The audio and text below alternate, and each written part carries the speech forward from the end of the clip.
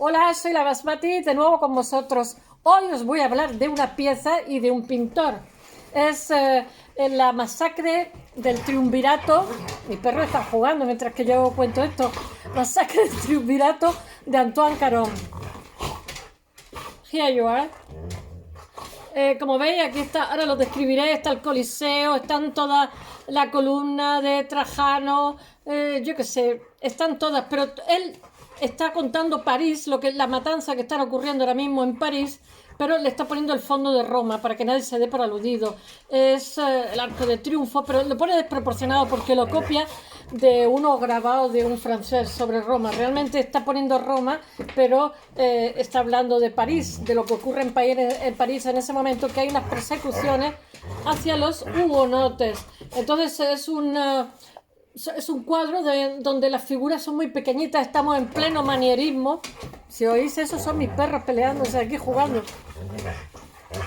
Hay como un gran sadismo en las piezas y tiene muchísima acogida. Pero aunque os resulte curioso, este cuadro, en 1913, un conde, ahora no me acuerdo cómo se llama, un marqués, no me acuerdo, que estaba viviendo en Londres y fue al anticuario a comprarse un biombo para tapar, para que hiciera de parapeto con el frío de las ventanas. Entonces se llevó este cuadro que es como está articulado en tres trozos, y que estaba muy sucio, muy oscuro, ni siquiera se dio cuenta que estaba comprando un óleo. Cuando llegó a casa se dio cuenta que era un óleo y entonces le gustó y decidió recuperarlo. Cuando lo recuperó se dio cuenta que era una pieza maravillosa, y en 1939 la donó al Louvre, y el Louvre la volvió a recuperar, o sea, a restaurar, y entonces descubrieron que estaba fechada y firmada por Antoine Caron, por favor. Y bueno, me parece que en 1566. He de deciros que este fue el pintor de corte de Catalina Medici, que estaba casada con Enrique II. Tuvo mucho éxito en su momento, pertenece a la escuela Fontainebleau. Y lo que pasa es que lo que ocurre es que en un momento dado está de moda y después dejas de estarlo, no gustó nada, se olvidó, y este cuadro estaba en la Almoneda vendido por una miseria, siendo una obra totalmente excepcional. He de deciros solamente que él busca en esta alegoría del triunvirato, cuando Catalina de Medici queda viuda con niños pequeños, el siguiente sería Carlos IX, creo, de Francia. Pues aprovechan los nobles, tres nobles, y hacen como en la época de Roma, dan como un golpe de estado, ese triunvirato, y entonces con un fanatismo tremendo se dedican a hacer y a promover los tres nobles, matanzas de hugonotes que huyen hacia Suiza, y son los que forman la economía de mercado, son los relojeros.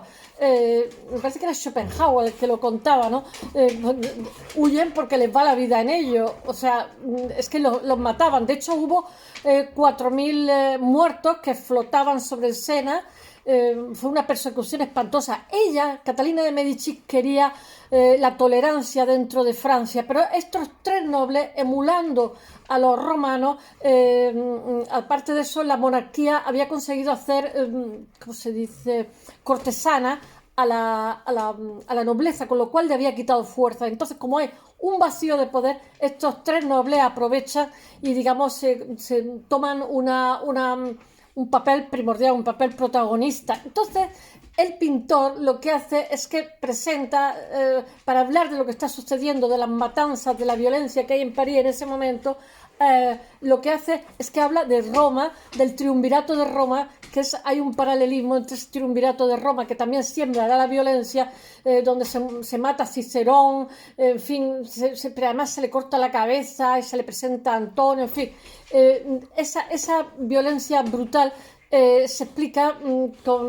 con minuciosidad la figura. Hay 20 cuadros sobre este tema, pero este es el más peculiar. Y además voy a decir una cosa, en la escuela de Fontainebleau eran muy anodinos todos sus pintores, sin embargo este es muy polifacético porque también hace vitrales, hace grabados, es un grandísimo dibujante, he puesto ya el blog y es un excepcional artista y no pasa desapercibido, es manierista, entonces sus cabezas son muy pequeñas, sus figuras son, porque lo que está pintando es un paisaje arquitectónico, están desproporcionadas, pero el cuadro es muy especial, muy particular y muy original y de alguna forma está reflejando también la sensibilidad del momento, como él no ha querido hablar directamente de París, sino está hablando de lo que ocurre en París a través de lo que ocurrió en Roma, porque hay un historiador que se llama Appiano que cuenta, que hace de cronista cuando hay el triunvirato en Roma, que hay una matanza espantosa de civiles, y hace de cronista. Y ese Appiano es el del siglo II después de Cristo. Estamos en pleno Renacimiento, es traducido en Francia y es del gusto de la lectura de estas personas. Quiero deciros que todo, o sea, nada es por generación espontánea. Bueno, voy a ver si os cuento un poquito de cómo va el cuadro y a ver si me acuerdo de más cosas. De esta masacre del triunvirato de Antoine Caron, que os he dicho que era el pintor de corte, vive 70 y tantos años, me parece, me acuerdo ese aboleo, y es pintor de cámara, está muy de moda, es muy apreciado en su momento, pertenece a la escuela Fontainebleau, pero luego deja de ser del gusto de la gente y bueno, se ha encontrado más obras suyas, deja de ser cotizado hasta que ha vuelto a ser famoso. Bueno, este triunvirato del que os he hablado es el triunvirato romano de Antonio, Octavio y Lépido. Ya, estamos pasando. Por favor. Es el triunvirato de Antonio, Octavio. Por favor. Antonio. Los directos tienen esto. Antonio, por favor. Checo. Antonio, Octavio y Lépido. En el año 43 después de Cristo, o sea, después de su marcha sobre Roma. Tenemos aquí acompañamiento. Realmente es una alegoría sobre la masacre protestante durante las guerras de religión, o sea, las matanzas que se hacen de hugonotes en Francia. La época Catalina de Medici, que la pobre gobierna como puede la infancia de sus hijos porque los nobles se hacen presentes. Hay 3 nobles que hacen un triunvirato. 6 de abril de 1561 el condestable Montgomery, Jacques d'Arbon de Saint-Pré y el duque de Guise forman el triunvirato, que es el término dado por el partido protestante por la fe católica. 3 fanáticos que se dedican a hacer matanzas de estudiantes, matanzas de civiles, todo lo que pillan lo matan, con el fin de oponerse a la tolerancia religiosa de Catalina de Medici, que os he dicho que se ha quedado viuda de Carlos II y tiene 3 niños pequeños y está gobernando, está sobreviviendo como puede simplemente. Esta obra, cuando la restaura el Louvre, descubre que bajo está firmada por nuestro autor y pone una fecha de 1566, o sea que está perfectamente documentada, hecha por Antoine Caron. Cuando se pone hecha, ponen fecit en latín, que queda como más, mirad, de Antoine Caron, en una sola pieza y luego dividida en 3 paneles que tiene 1 metro por 15 por casi 2 metros de alto. Por eso nuestro conde lo compra como un biombo, se creen que es un biombo por nada de dinero. Es el marqués de Jaucourt, en francés, que vive en Londres. La compra en Londres, la Almoneda, y después la restaura él y después la dona al Louvre en 1939 y el Louvre la vuelve a restaurar y es cuando encuentra en la parte de abajo de una columna la firma del autor y la fecha. Este marqués de Jaucourt pertenece a una antigua familia protestante de Francia, de Dupleix, Montray, y lo dona al Museo del Louvre. Mirad, éramos pocos y parió la abuela.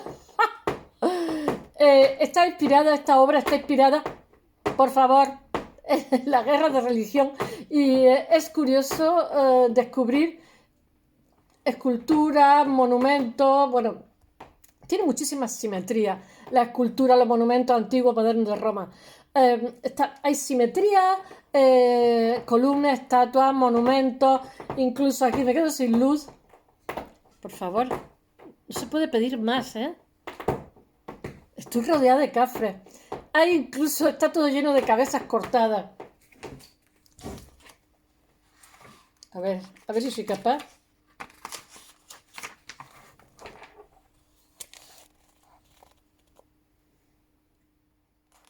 Mirad las cabezas cortadas. Mirad la simetría. Nada de esto es proporcionado a su tamaño real porque lo copia de grabados de un francés. Bueno, a la derecha está el emperador Cómodo como Hércules, el arco de Constantino, la plaza del Capitolio, la estatua ecuestre de Marco Aurelio. Quien conozca Roma sabe de lo que estoy hablando. A la izquierda está el Apolo de Belvedere, el arco de triunfo de Séptimo Severo y la columna de Trajano. Al fondo, a la derecha, está el arco de triunfo de Tito y a la izquierda está el mausoleo del emperador Adriano, que se convierte en el castillo Sant'Angelo. Que después es prisión, porque ya sabéis que el Papa tenía también muchas veces se esconde ahí. Y bueno, y el puente Sant'Angelo. En el centro están las gradas de las terrazas y las arcadas circulares del Coliseo, pero todo está totalmente desproporcionado. Unas cosas que son más pequeñas las hace más grandes porque todo lo ha copiado. Ese marco arquitectónico donde las figuras son pequeñas en pleno manierismo, en pleno final del Renacimiento, está copiado y él realmente está hablando de lo que está pasando en París, pero lo disfraza como lo que está ocurriendo en Roma.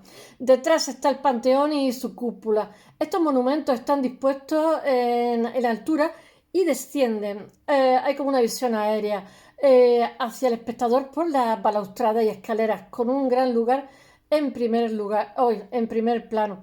Esta pintura es como un recuerdo de la ciudad eterna, pero realmente pero está hablando de París y la masacre de los hugonotes por parte de los católicos.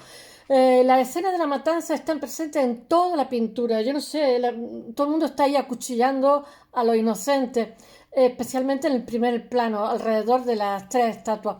Bueno, espero que os haya gustado. Mañana volveré con otro tema, seguramente un arquitecto. Hasta mañana.